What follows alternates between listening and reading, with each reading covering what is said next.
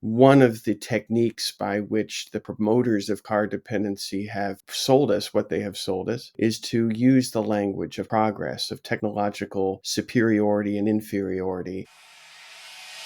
You're listening to Good is in the Details. I'm Gwendolyn Dolske. And I'm Rudy Salo. And this is the podcast where we learn what we didn't know in the spirit of Socrates, all with the aim of a more knowledgeable life. We think intellectual curiosity is one of the pillars to happiness. This episode, Rudy, I kid you not, out of like over 100 plus episodes, I think this is one of my favorites. Can I tell you why? It's a bold statement. I know.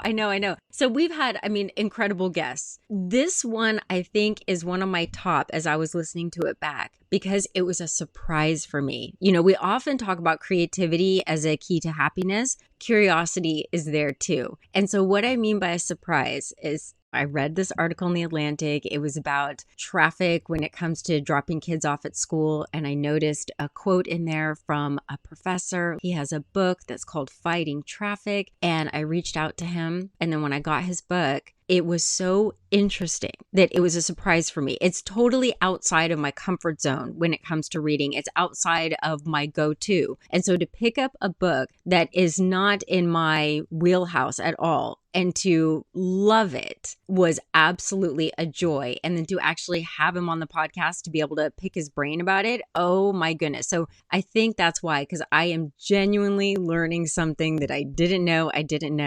And so, well, let me just say, we have historian at the University of Virginia. His book is called Fighting Traffic, The Dawn of the Motor Age in the American City, Dr. Peter Norton. Okay, that's my whole spiel. What did you get out of this? This is your wheelhouse. So what did you think? I'm glad you're the one that did the lead in here because this is my wheelhouse. I think about this stuff all the time. I think about this stuff too much. This is a great episode, especially in these tumultuous times where, you know, people are worried about what side you are on. Are you left? Are you right? Are you this? Are you that? How about we have a common enemy that we all hate and just put our differences aside and hate on this enemy to bring us together. And that's traffic. Mm-hmm. And that has been my life's goal. This episode talks about it from both a philosophical, from an individual freedom perspective, and it talks about the history of traffic. Yes, this episode, it's about traffic and cars and how that engineering all had to be designed to be possible and what were the legal battles, the cultural battles about walking versus driving, and even today, what kind of car that you drive, how that represents so much more than the car. It represents your view of the world, maybe even your political affiliation. It's not just a design. And so we are so grateful to have Peter on the pod. I highly recommend his book. I'll be linking it in the show notes. And also, dear listeners, remember you can check out patreon.com/goodisinthedetails for links for all of the books that we have here and listen to the end of the episode because we are doing a giveaway. So find out how you can get that giveaway. Okay, and without further ado, we're going to be talking about Rudy's favorite topic, traffic, with Professor Peter Norton. Peter, welcome to Good is in the Details. This is an absolute joy to talk to you. Your book, I'm sorry, I've been giggling ever since I got your book, Fighting Traffic, The Dawn of the Motor Age in the American City. And the reason I'm giggling, it's a type of giddiness that I get when I'm learning something new or I'm just having this fascination. Mm-hmm. But the other thing about this that has made me giddy is that this is an unexpected delight for me because I am usually either reading philosophy, maybe a little bit of history, political stuff, or fiction like murder mysteries. So I'm getting this book on traffic that's a good sized book. And I am so in love with it and telling everybody about it that it is making me giddy because it's this so much I hadn't thought about the history of the automobile and the roadways and how society is structured. In this book, it's a bit of everything, a bit of law, engineering, history, societies, economics. I absolutely love it. What got you to sit down and want to focus on this? Well, Gwendolyn, first of all, let me just note that you used a wonderful word that perfectly captures my own reaction very often when I would find something jaw-dropping, and that's giddy. I would get into a space that was like, I can't wait. I want to reveal this. I want to pull the curtain up on this. And so giddy was my feeling too. And I relate to that very well. And I should note also that my field is history. I'm a historian. So that history is, that's a constant in the book, but everything else is a mix. And I do work in an engineering school. So some of my giddiness comes from showing engineering students the bizarre origins and development of their profession, because they all tend to think and be trained and taught that engineering is a hyper-rational exercise in the application of the laws of nature to the benefits of people. And it's, there's certain ways in which I wish it were that way, but it's a lot more fascinating too, because it's a fun house of bizarreness. Sometimes it's also very disturbing too, though, because of course power is a big part of it, and people getting what they want at the expense of others is sometimes a part of it. But also resistance and organizing to protect the vulnerable is part of it too. So there's a real drama about this subject. And I got interested in it personally just as a person in America trying to get around without a car, like everybody has to until they're old enough to drive. And then it was another decade or so before I actually did drive. So I spent my 20s trying to navigate this country, get to work, get groceries, and so on without a car. And that struggle, I wanted to know how it could be that dumb that we made it so hard to get around without a car. I was not satisfied that the books had good explanations for me, or the museums. And so I started looking elsewhere for answers, and that meant going back to the primary sources. That meant going back to the old documents, newspaper articles, and everything. And there's where I started to really find stuff that I got giddy about and wanted to share and reveal to an ignorant world. I wanted to be the source of enlightenment for an ignorant world, if I can put it like that. Yeah, one of the things I hadn't thought about is when automobiles come on the scene and there are no roads, there's no lanes, it doesn't exist. And so you have this power, or let's say, what kind of this tug of war of power between the people who are getting injured by these cars that are, just have no street signals. Like that's just, I had not considered that.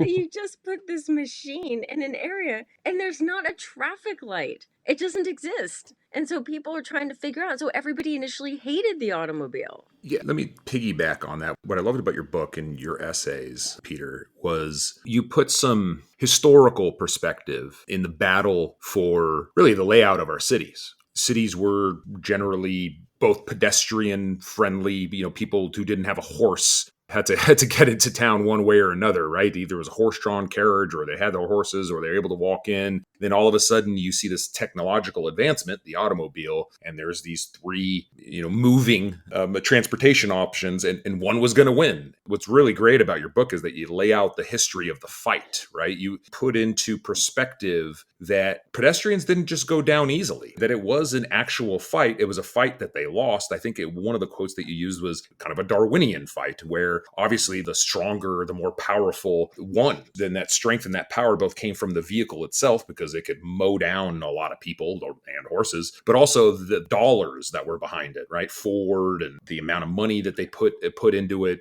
And I'm just curious, when you're talking about, when you were looking back into history and thinking about what a dumb way for us to move around, how did you zero in on the battle of the automobiles versus everybody else? That's what I really found intriguing, and I learned a lot about myself, even though I too am a transportation history buff nerd. So Gwendolyn and Rudy, you both evoked this concept or this image of a fight, a competition, a battle, a war. Gwendolyn said tug of war. It's like a tug of war, but with multiple ropes, not just two ends of a rope, but somehow 3 or 4 or 5 ends of a rope. And it was a struggle. And I stress that in the title of the book, for the simple reason that if you look at a typical history of how this happened, it wasn't a battle at all. There may have been some injuries, there may have been some disagreements, but it was mostly, according to the conventional story, it was mostly people, it's as if people in caves had been waiting for the day when the automobile would finally arrive.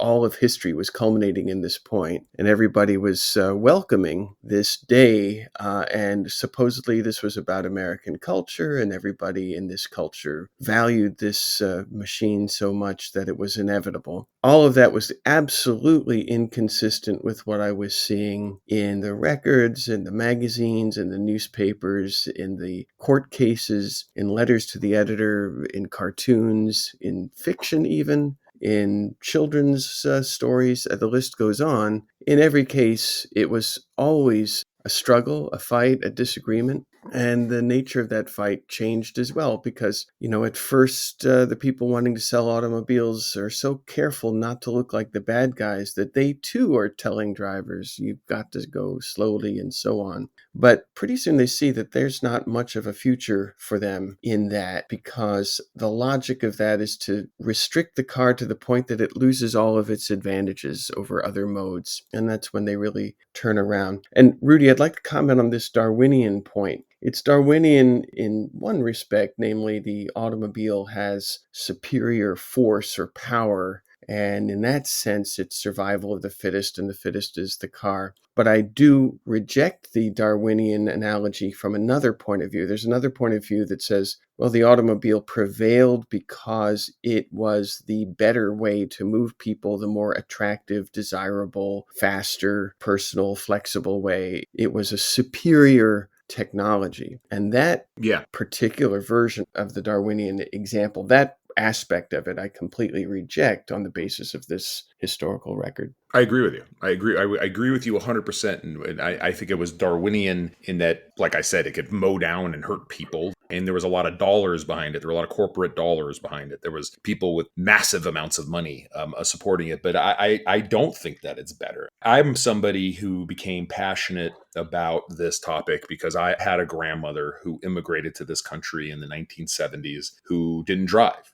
She didn't drive in the country that she came from. As pointed out in both your articles as well as the Atlantic article that we're going to reference in our show notes, women in the 50s and 60s also didn't necessarily drive. It was a one-car family. And when we're talking about getting kids to and from school, there was this big shift of moving away from walking to trying to get kids. You have got to drop kids off. And now pretty much one parent or one person at home who's taking care of the kids is basically a chauffeur all day, every day. You talk to any parent today, and number one thing you will hear them complain about, as much as they love spending time with their children, every parent hates being a chauffeur. But this is the system that we have. As a result, there are many negative consequences: obesity rates, kids don't know their neighborhoods, kids don't know their neighbors. There's this interconnectedness. The glue that keeps a community together isn't necessarily there. Those are a lot of problems that resulted from the vehicle, the personal vehicle, being the dominant mode of transportation in this country. It's gotten the vast majority of the infrastructure dollars. It's got vast majority of the focus transportation funding wise. And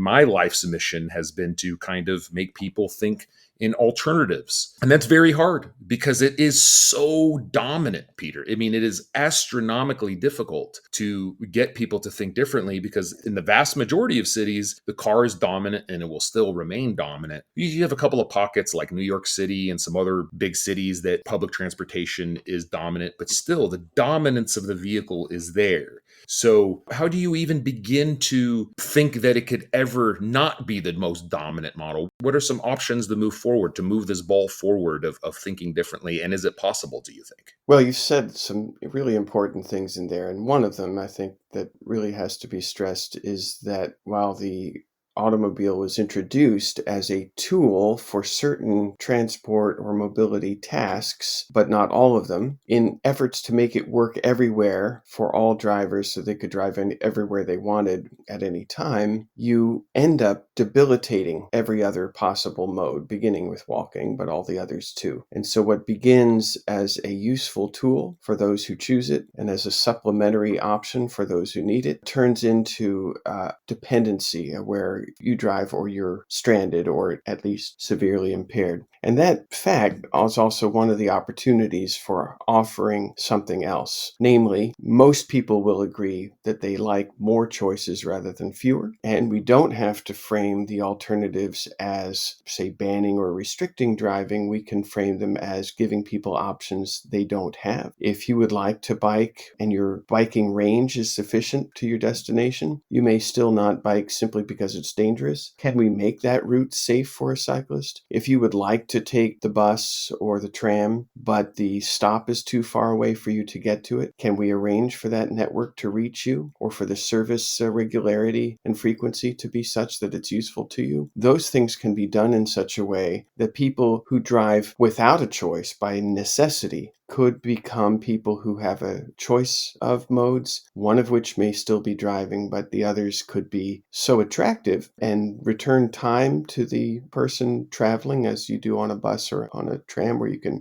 read or doze or work or play. That's one way to offer people the possibilities that they may not be seeing right now. Yeah, I call it smart multitasking. I know that's kind of a ridiculous thing. I'm trying to come up with a better term. I haven't been able to. I've been working on it with people, but basically, when you use public transportation, you're delegating the driving to somebody else. And then with smartphones, right? So it's interesting, right? The car is a technological advancement, and oh boy, it was great and it changed our world and it changed our lives. But oh, look at all these negative consequences that came out of the car. Okay, so it's a technological advancement. Smartphone. A lot of people these days are, oh, the smartphone, it changed our life. It did all these fantastic things. But a lot of people are focusing on the negative consequences of the smartphone, right? Distractions, scrolling too much, et cetera, not being present in the moment. That's fine. The reality is cars are here, smartphones are here, but public transportation and other options are available should you look for them. And if you don't know them, feel free to reach out to me directly. I'm sure I could find them for you. But if you couple taking public transportation with your smartphone, there are endless possibilities that you can achieve by combining those two, by delegating that.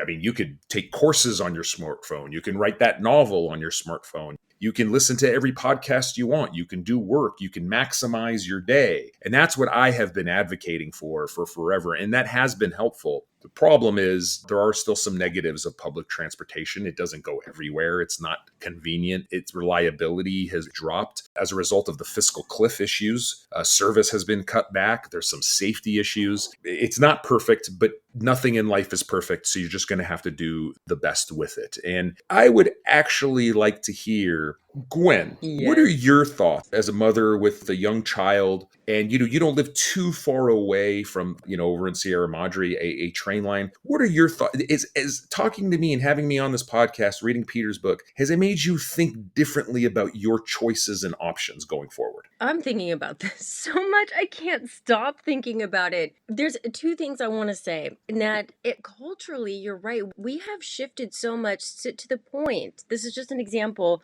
When I dropped my daughter off at school and I had her cousin with her, so I have the two little girls. The line was just so long to drop off. And so I just pulled over. I'm on the same side of the street. It is a block. I can see where the school is. And I'm like, okay, girls, I want you to hold hands and walk together. It is only a block. But I was nervous as hell. And I'm like, what in the world is wrong with me? I got in the car and I thought I could watch these girls. They didn't have to cross the street. We're literally on the same side of the street. The school is there. There's adults everywhere. People used to do this all the time. Walk places or have their kids walk to school without a helicopter parent. And so that shift in thinking is that there's this concern of like, oh my God, is it safe? Or are they going to be okay just to walk a few feet on their own? And I thought it was healthy for them to do that. So I've even been sucked into this mind shift that was completely normal for our parents. And now it's this coddling, or we're all fighting to get to the front of the line or fighting for the best parking space. And I'm thinking, it feels so good to park further away and do a little bit of a walk, talk to whoever you're with. So that's my first thing. The second thing I thought was interesting, Rudy, when you were asking about how can we ever do this shift? Because as I am reading Peter's book, one of the things I highlighted, and this whole thing is highlighted, I've got markers all over it. It's early on. I know I did one of those things where I've marked up so much of your book that I think there's more underlined than not. Okay, so at any rate, that's how much I liked your book. I am fascinated with this cultural relationship between freedom and transportation. transportation. So early on in the book, when the automobile is coming around, they were looking at that as a threat to their rights to walk in the street. And so everything was about that right, the pedestrian's right. But you fast forward to today, and there is this huge shift. People get angry about public transit. They're like, that's socialist. You're not going to take away my right. Or all car commercials are like shot in Arizona in the middle of nowhere to illustrate this sense of freedom. They don't shoot a car commercial in the middle of the 405 at 5 o'clock p.m. It wouldn't work. So the automobile represents freedom. But 100 years ago, walking was the freedom. And that was the threat. And even to this day, Peter, this is kind of to your point about letting engineering students know of how everything is woven together. The fact that you could look at somebody's automobile right now and probably do a pretty good guess of their political affiliation is extraordinary. It's not just a car. So those are my thoughts. I ranted and raved because I'm just thinking about the relationship between the American idea of freedom and how much that is tied to the way that public transit, cars, and walking has been pitched. And you can see this radical shift in the last 100 years. It was the opposite 100 years ago. Or Peter, I don't know. Now, what do you think? Peter's the guest. What do you think, Peter? Well, Gwendolyn and Rudy, I just love hearing what you have to say on the subject. It resonates in really interesting ways with my own findings and sometimes in contrasting ways too. To take a point of contrast, I think that the tendency to look at the automobile as an advancement is actually part of the reasons why we're in trouble. I think it was sold to us as an advancement, but in many ways it was a regression. It was a regression in terms of spatial efficiency, in terms of energy required per person moved, in terms of affordability, in terms of the fact that it has to be stored when it's not going, in terms of its danger to others. In all of those respects, it was not an advancement at all. And yet we call it one because one of the techniques by which the promoters of car dependency have sold us what they have sold us is to use the language of progress, of technological superiority and inferiority, as if the automobile is somehow superior to an electric streetcar, despite the fact that it is far more expensive per person and so on. And I think actually that tendency to equate technological novelty with technological advancement is one of the big threats we face right now in 2024, because right now companies are trying to convince us that robotic cars are better because they are more technologically sophisticated, as if technological sophistication is itself the measure of a transport mode's value rather than its practical utility for people. But Gwendolyn, I do want to comment on your point about freedom and justice, because it's very important for people to recognize that while you can hear people talk about things like mobility justice today, and we think they're saying something daringly progressive and cutting edge, but we were immersed in mobility justice advocacy a century ago. And these were the people who, as you said, were pointing out that people have a right to walk safely and conveniently within their city. It's not to say that the walk will always be easy or short, but it should not be actually deterred and made dangerous because of deliberate engineering design. But you vividly described in your description of dropping a child off at school the fact that what we have made walking dangerous and impractical, and for what? So that people can drive everywhere, not just drive where it makes sense to drive, but drive literally everywhere, such that even if you are in walking range in a geographic sense of your destination, you still may find it a practical necessity to drive simply because of the scarcity of opportunities to cross the 6-lane road safely or something like this. So much is going on, and I think history has a lot to teach us about the status quo and about how to do better. Peter, honestly, I want your honest thoughts. What do you think about the Cybertruck? Well, my I first want to know. reaction When you look at it, are you like, is wow, that's amazing, or oh my God? okay. To me, speaking very personally, it looks like some kind of child's toy elevated to an absurd level. It appears to me, and this is just my feeling, it looks like a failure as a truck and a failure as a car. It's I personally find it ugly. I have no quarrel with somebody who says they find it attractive. I do have a quarrel with somebody who thinks that it makes sense because as a machine, it makes no sense. What makes a machine a good machine? Well, it's practical, and I don't see practicality in this design at all. Everything is designed for sleekness rather than practicality. I want a useful vehicle, not a vehicle that looks like something from the set of a 1970s sci-fi film, which is really what it looks like to me. It doesn't even to me, it almost looks unintentionally retro because, I remember 70s sci-fi movies and TV shows, and it looks like something from the set of one of those. Like a George Lucas to me. set or something? Oh my God, you're No, right. I think he's actually referring to possibly Logan's Run. It's got a little bit of Logan's Run to it. It's got a little bit of, it's that metallic, right? The metallic look to it and the boxy shape looks like it could be from a 70s kind of B flick. I don't know. I mean, look, I don't know a lot of people who own one. I haven't talked to people about it. I will say that I think that the Rivian electric truck, it looks like a very beautiful vehicle. Everyone has told me that they love it. I haven't heard one bad word about it. And so if we're talking electric truck battles, I would say that Rivian has done a terrific job. What are your thoughts on the Rivian, Peter? I don't even know the Rivian truck. That may say a lot about my world, but I've never heard of the Rivian truck. You should look at it. It's very nice. Oh, I have seen it. Out on the West Coast, they're very popular. In fact, now I see probably more Rivians than I do Teslas in my particular neighborhood. My neighborhood Teslas were ubiquitous. It's pretty incredible how many Teslas there were, but now there's clearly a shift. And dare I say, I've been reading up on this a little bit, no matter how you feel towards him. Musk's political views, there was an article that came out just this weekend that some dealers are finding that people are dumping their Teslas and moving towards other electric vehicle options because they're kind of protesting against Musk's political views, however you feel about them. And that's interesting, right? It's interesting that a car brand, as we were talking about, does kind of point out your political affiliation. Although I will say Teslas were one of the first very popular electric vehicles. And at first people assumed, oh my gosh, that person's driving an electric vehicle. They must be some radical hippie. And now these days, it could be a completely different connotation. It's just fascinating how things can shift. And transportation, man, I'm telling you,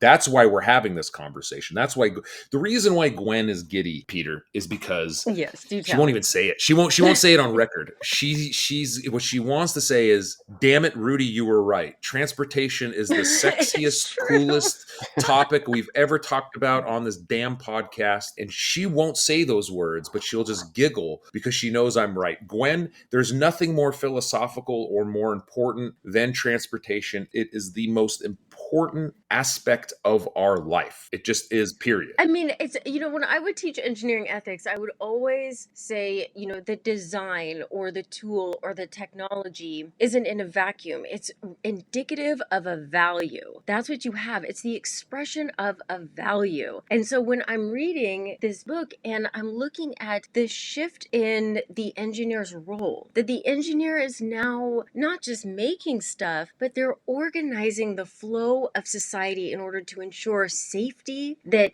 you have these issues of when there are more cars on the road that are not designed for cars but for walking, then who's going to direct traffic? So now all of a sudden the police have a different role in traffic. And I just find it so fascinating, this idea of the engineer and public responsibility. Because, well, actually, Peter, let me ask, before this role of the engineer, what was the role of the engineer? So before the automobile, like in the 1800s, was the engineer almost like, I don't know, just building tools, but didn't have that interaction in what those tools did in a society? Like this shift of the role. Could you expand on that? Sure. So I want to comment a little bit also on this whole conversation, beginning with the fact, Gwen, that you've taught engineering ethics. That's a small world, and I'm in it too. I teach that class as well, and obviously that question of ethics and engineering is closely connected with this conversation right now. And also, we were talking about beautiful electric vehicles. And to me, there's no question the most beautiful electric vehicle is an electric bike. And also the most beautiful vehicle, period, is a bicycle. Just look at what you get out of it relative to what you put into it. It's second to none in terms of what it gives you, in terms of the energy that you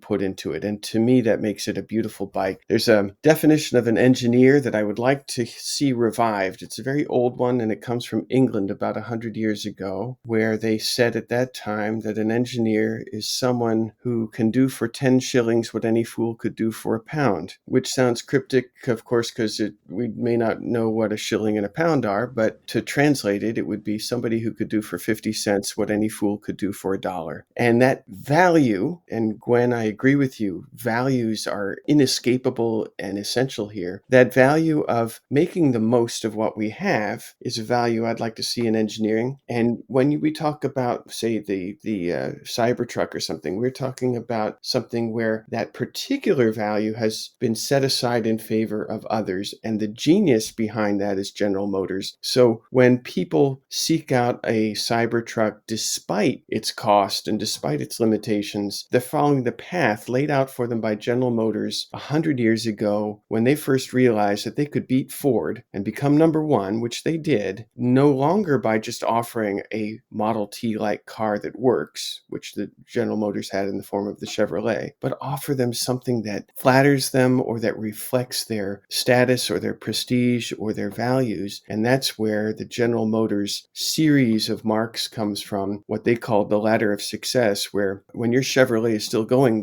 it's still working fine, they want you to trade it in for a Pontiac or an Oakland. And then when that's still going fine, they want you to trade it in for a Buick or an Oldsmobile, and ultimately for a Cadillac. This is a way of getting people to buy more car than they need, and in a way for the company to exploit the consumer. And I think we're still living with that. Now, Gwen, you asked about engineers and their changing role. If we go back over 100 years, they did not have something like the kind of tech guru, cool tech bro, spotlight, stage presence that we're used to today, although certain inventors and innovators certainly did. Nikola Tesla being a great example, and to some degree Thomas Edison as well. But at the same time, we see in them a utilitarian ethos that is mostly gone now, where now we see Musk promising his robo-taxis, and you look at them and they don't remind you of Edison's light bulb. They remind you of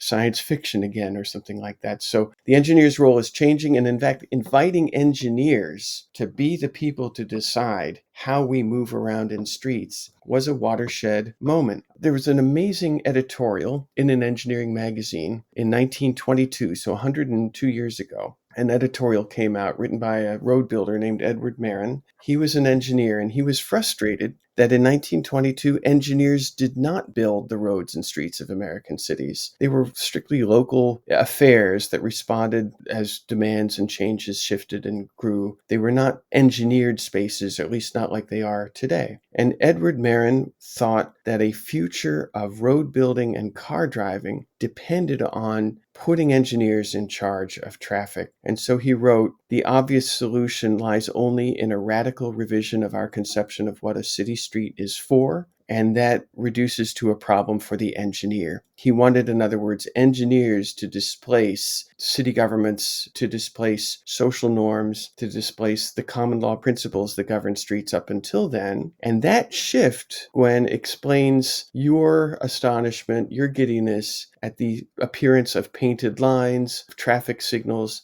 of signage, of rules, and so on. That was traffic engineering entering the daily life of the average person. Yeah, I lived in Belgium for a little bit. It was for grad school. Rudy's very well traveled. He has family everywhere. And he loves to travel. And I've told my engineers, because they, want to think of engineering as so objective, and that's true. Like whether or not something falls apart, I mean, we can look at the materials and the mathematics. But if engineering were objective and there are engineers everywhere in the world, then everywhere would look the same. And it doesn't. So why are buildings designed differently? Why are cars or roads? I mean, all the technology, or even prisons, right? Like even the infrastructure for something like that And it's because everything that is built is a reflection of the way in which we understand humanity. What does it mean to live life well? That's what our technology is reflecting. When it's not right, when it's off, then we get rid of that technology. So that's why I think it's so important for engineers, for us to appreciate the role of the engineer, but also for engineers to do humanities classes, because ultimately we tend to today think that easier and better are one and the same thing, and they're not. Just like I'm mentioning before about letting my daughter and her cousin just walk that block, that is harder than being in the car, but it's better for them, for their sense of independence, strength, and even those few moments when they're together holding hands to take care of each other. That is not easier, that's harder, but that is better. And that's why I think it's important when we sit down and examine technology's role in our lives. Is technology interfering with our humanity? And if it's assisting us so that we can flourish, then that's good. But if it's interfering with our concept of like, what does it mean to be human? Relying too much on technology so that we stop thinking or we stop moving, or we're just trying to design the automobile to get more cup holders so that we can eat in the car instead of with our family and friends. That's extraordinary. Even the American car is just so American, contrasting with other areas of the world. You just said a beautiful gem of a statement, Gwen, in when you said if engineering Thank you. were purely scientific and purely objective, then we would have the same engineering worldwide. So why is it that a road connecting two destinations, say a school in a residential neighborhood in the U.S., is likely to be 6 lanes of motor vehicles going 50 miles an hour and a narrow sidewalk on each end, and the exact same need will be met in Rotterdam by ample bike lanes? It's difficult to drive. There's a tram on the street and so on. If it were really so objective and scientific, you would do the same for the same situation. And that is clearly not true. I'd even like to take the point a bit further, because you said, and I share this feeling, that engineering has a way of keeping you honest, because a thing either works or it doesn't work. You can't fool Mother Nature. You can't, say, build a perpetual motion machine or an anti-gravity machine, because it won't work. And that keeps engineering kind of honest. I fear we have really gone very far toward losing that, because, for example, robotic cars are ridiculously expensive and don't work in any meaningful sense of the word. We can give them the illusion of working if we spend unlimited amounts of money on them, but they don't work in any practical sense of the word, and they are nowhere close to working. Nevertheless, we're still throwing billions of dollars a year at them to the detriment of everything else. So there's something about the investment world, about the promotional world, about marketing that has made it possible for engineers to sign on to fantasy projects that have nothing to do anymore with reality. While engineers were sometimes the skeptics in those enterprises, they've learned to shut up and do what they're told, such that engineering itself often now looks like part of the fantasy world making. For example, when they call robotic cars autonomous, and engineers use that term, they are lying to us. These vehicles are in no sense whatsoever autonomous. Agreed. But the engineers are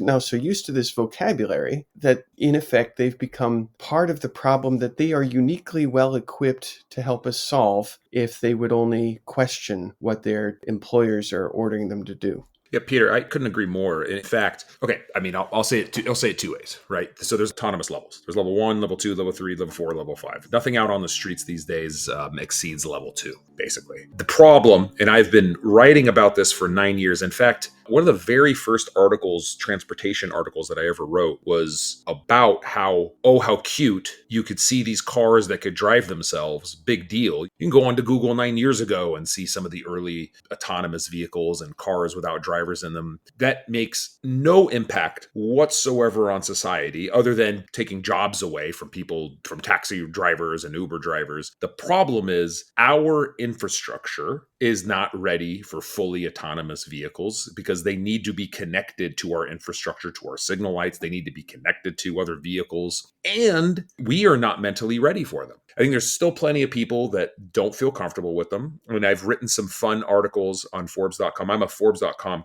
transportation contributor, and one of the first articles that I put out was an analysis of how films and cartoons have negatively affected us to have biases against autonomous vehicles. At the end of the day, without us redoing our infrastructure to maximize the safety and efficiency of autonomous vehicles, it is nothing more than a simple, cool social media post that you're writing in a car that doesn't have a driver in it. I think they're a waste. That's my 2 cents. I've always felt that way. I'm a big advocate for redoing our infrastructure. I'm a big advocate for dedicated lanes. I think companies can build autonomous pods but I think those autonomous pods need to be separated from human drivers. And all those pods need to talk to each other, need to talk to the infrastructure. That should be stage one in the rollout of autonomous vehicles, not these robo-taxis that are out there. You could see the problems that they're having already in San Francisco and in other cities. I'm with you on that. I don't know if you necessarily are, you probably agree with some of the things I'm saying. It sounds like we're in line and like these are not really autonomous vehicles when you look at them. I don't know what your thoughts are on infrastructure changes. Should we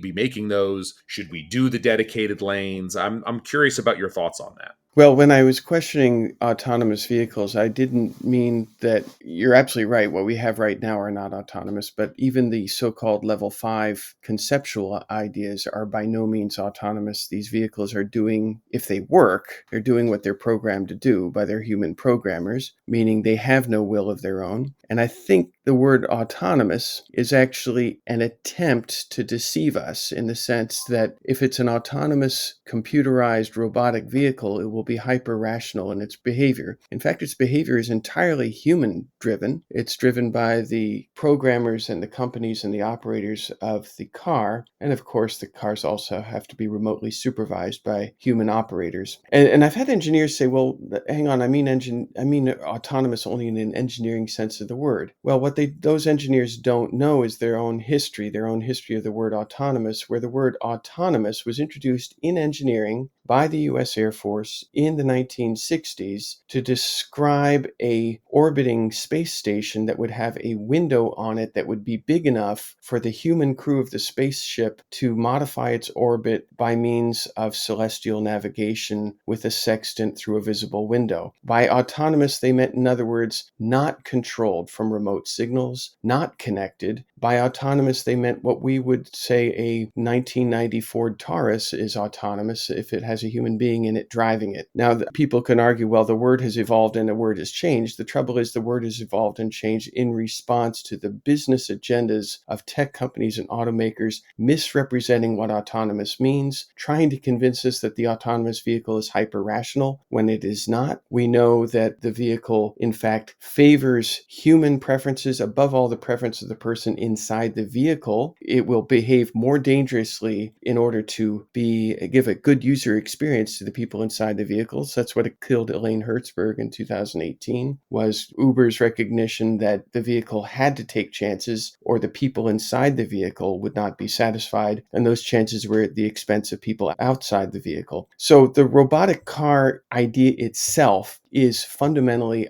a misrepresentation of robotics. It is human operated, human programmed for human purposes, above all for business purposes and also for the vehicle occupants' purposes. Now, we could talk about what it would take to make such vehicles actually work. Connection is often sold, I think wrongly, as the solution to the problem, because to the requirements necessary to build a world where all the vehicles are so connected in such a way that each vehicle knows where all the other vehicles are only works in a world where either everybody's in a vehicle or all the people outside of vehicles, including pedestrians and cyclists, are networked in too. And this ought to be amusingly absurd vision, except that it's actually the vision that's being sold to us. It is a vision not meant to move people. It's a vision meant to sell unlimited quantities of tech. That's not me speculating. If you look at the internal consultancy reports and investment reports, investment opportunity reports, they don't say invest in this because it will make moving around a dream. Of course, they have some of that on the cover. What they look when you look deep inside is this is a way to sell sell unlimited quantities of sensors, unlimited quantities of LiDAR, unlimited quantities of network connections. This is where our future lies. And above all, it even lies in the fact that once the vehicle is robotic, we can addict every vehicle occupant to the screens inside the vehicle such that they'll be generating monetizable data that we can then use to sell them more media to consume that will put us on a perpetual cycle of monetized data collection. So I fear this Oh my whole God. robotic vehicle madness. I would say we should not be asking what would it take to make robotic vehicles work. We should be saying, let's get away from that whole dead end and recognize that our task is moving people, and we have everything we need right now to do that. All this other tech is completely useless for that purpose. Peter, I am speechless. You are right. The screen in the cars, it's just going to be another mechanism for like a type of social media or advertisement. We're just sitting there staring at screens all the time. Exactly. If you look at the consultancy reports where the investors are going to see where's the hot money, and where the company management's going to see where do we take this company to maximize our profits, they are saying literally right now there's two frontiers of data collection that we have not been able to penetrate. One is when you're sleeping, when Rudy's sleeping, when Gwen's sleeping, when I'm sleeping, they can't collect data from us, right? Of course, already we have a lot of people with interrupted sleep who are generating data at 2 a.m. because they've been successful at actually penetrating that realm by addicting us in such a way that we have insomnia that we then will generate data at 2 a.m. But they also say, the second frontier is when people are driving. Because when you're driving, yeah, you may be checking your phone much more than you should, but you're not really generating much in the way of monetizable data because you're supposed to be looking at the road. And even the most distracted driver is looking at the road more than they're not looking at the road. And so their fantasy world is a world of robotic cars where you're looking at screens all the time in the vehicle. They don't care about your mobility. And the proof of that also is in these same reports. I'm talking about reports from McKinsey, KPMG. They will say right in the report that we will get you in a position where you're driving more than you meant to. Now, think about what that means. This is like saying, there was a time when they were saying we'll get people to scroll on their phones more than they meant to. Well, this would be the next level of that, only now you would be moving a couple of tons of mass and all the energy entailed in doing that while people are generating more data. They want us driving more. Cadillac has a mock-up of a futuristic autonomous lounge. You sit facing each other in this Cadillac, and the marketing for this thing says it will be so fun that even though you got in this thing to go to the club, you'll end up circling the block all night with your friends in this mobile lounge instead. This is what they're selling. They're selling data collection. They're selling tech. They are not selling mobility. And if we don't get that distinction right, we're in deep trouble. That's incredible. It's very, very interesting. I think it's a great way to end this conversation. Perfect guess. Talking about the future, we talked about the past, the present, and the future here of mobility and transportation. Peter, This was fantastic. We really appreciate this. Thank you. Peter, you got to come back. Oh, it's been a great conversation. Yeah. First of all, you have united Rudy and I in our interest in a way that is just, I did not know was possible. And you are incredibly interesting. I'm so excited to have come across your work. And thank you so much for coming on Good is in the Details. This has been an absolute delight. It's been a delight for me too. Your generous words are one reason, but mainly it's the conversation. This has been a three-way conversation, and I really enjoyed getting your perspectives on this subject as well, because that's just made this a lot more interesting than a lot of interviews. So thank you very much for the conversation. Lovely. Thank you, Peter. Good is in the Details is produced by Dr. Gwendolyn Dolske and Rudy Salo. I told you if you listen to the end, you have a chance for our giveaway. Our friends at Intelligent Change have these really cool gifts, and we are going to send one to you. All you have to do is go to patreon.com/goodisinthedetails and sign up. You can sign up for free, or you can join one of our tiers. The first person gets a gift from Intelligent Change. We'd also like to thank our sponsor, AvonmoreInc.com. It's that small bridge business that started in the 90s and grew to an international sensation amongst bridge players. This is the perfect gift for the holiday season, that person in your life who loves to play bridge.